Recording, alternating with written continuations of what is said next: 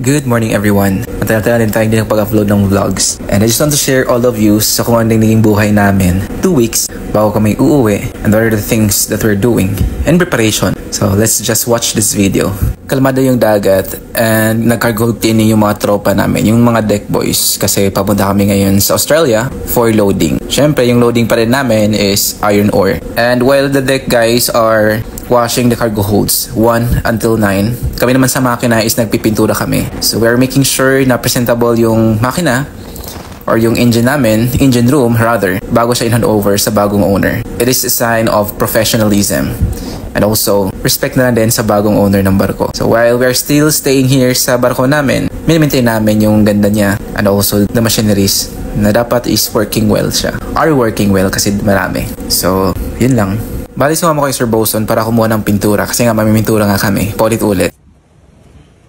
At nung may pintura na kami, nagpintura na sila si Sir Dennis tsaka si Sir Oliver, yung dalawang oiler namin dito. While kami naman ni Sir Third Engineer, tinitest namin yung fuel injector valve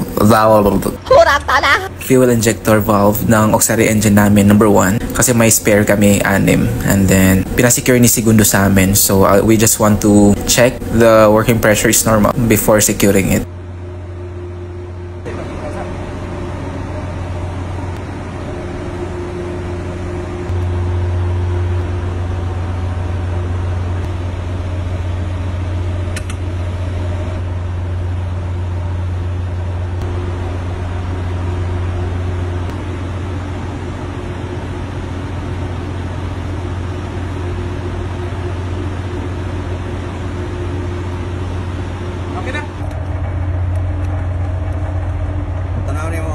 Gamay diri sa pikas daran. Sumuray si anak dia.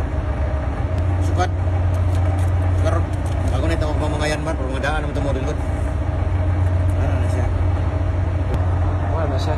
And ito na siya, ready for spare na siya. Pero nung na-secure na namin yung mga injectors, sabi ni Segundo na palitan na daw yung mga injectors ng generator number 1 namin. So yan, tinulungan ko na si Sir Third Engineer para palitan. Lahat talaga ng injectors galing sa uno papunta sa size.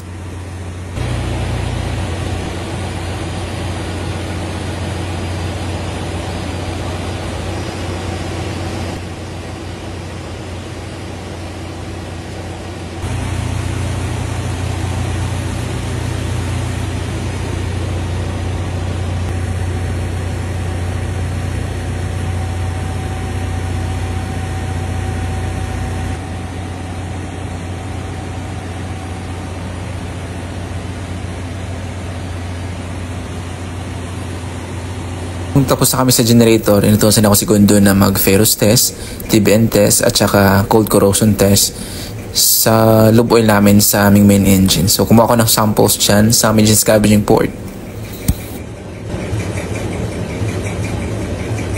Nung nakuha ko na lahat ng samples from Unit 1 to Unit 6, nag-start na ako mag-TBN test. So TBN test yung yun ako kasi yun yung pinakamatagal. Ayan, kita nyo naman.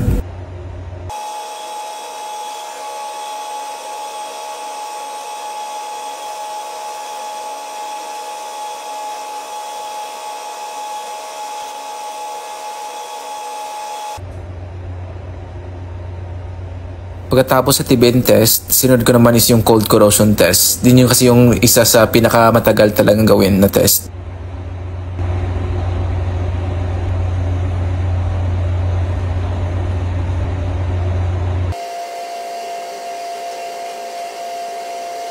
Pagkatapos ma-shake yung dalawang vials or samples at kapag na-settled na siya, kapag nag-separate na yung water tsaka yung lube oil, yan nilagay mo siya sa parang test kit niya or tester niya, tapos itatapat mo yung color niya or yung flashlight, itatapat yung flashlight, tapos i-adjust mo yung color, dapat yung dalawa niyang is magkapares ang kulay.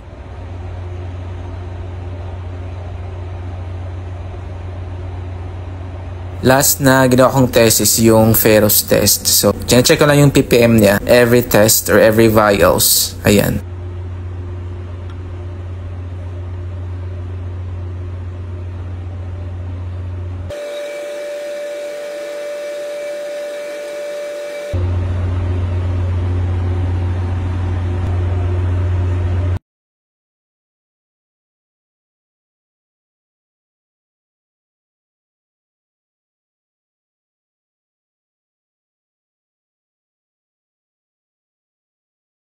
Kinagabihan, wala nang duty, nakaprangko na kami lahat. So, nag-secure na ako ng mga gamit ko. Kasi by next port is pauwi na kami. So, ayun, nag-prepare na ako ng mga gamit ko sa luggage ko. And all the things, the stuffs that I need. So, nag-prepare na ako dyan. And yan lang muna for now. Salamat sa panonood guys. And don't forget to follow for more videos like this. Thank you and ingat!